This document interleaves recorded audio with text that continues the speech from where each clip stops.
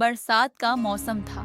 पहाड़ों से उतरती नदी गांव के किनारे गरज रही थी। सुबह की ठंडी हवा में मिट्टी की खुशबू फैली हुई थी। गांव के सबसे बड़े किसान रघुवीर के घर में हमेशा की तरह ऊंची आवाज गूंज रही थी। ओ मोहन, कब तक आराम करेगा? याद रख, इस घर में जो कुछ है वो मेरा है। तू तो बस मेरे सहारे जी रहा है। मोहन चुपचाप सिर झुकाकर खड़ा रहा। बचपन में माता पिता गुजर गए थे, इसीलिए बड़ा भाई रघुवीर ही उसे पालकर बड़ा किया था। लेकिन समय के साथ रघुवीर का दिल कठोर हो गया। उसकी पत्नी कमला भी हर बात पर मोहन और उसकी पत्नी गौरी को ताने देती रहती। एक रात तेज तूफान आया। बारिश इतनी भयानक थी कि गांव के रास्ते पानी में डूब गए।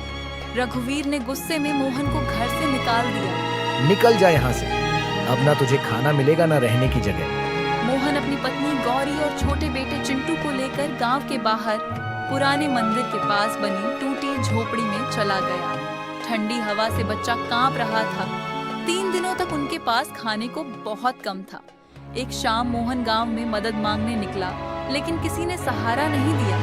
लौटते समय उसे रास्ते में एक बूढ़ी औरत दिखाई दी। वह बारिश में भीग रही थी और भूख से कांप रही थी। मोहन के पास सिर्फ 2 सूखी रोटियां थीं, जो वह अपने बेटे के लिए बचा कर लाया था। लेकिन बूढ़ी औरत की हालत देखकर उसने दोनों रोटियां उसे दे दी। बूढ़ी औरत की आंखों में आंसू आ गए। मोहन मुस्कुरा दिया। बूढ़ी औरत ने आशीर्वाद दिया और वहां से चली गई। जब मोहन वापस झोपड़ी के पास पहुंचा तो उसकी आंखें हैरान रह गईं। टूटी झोपड़ी की जगह छोटा लेकिन मजबूत पक्का घर खड़ा था।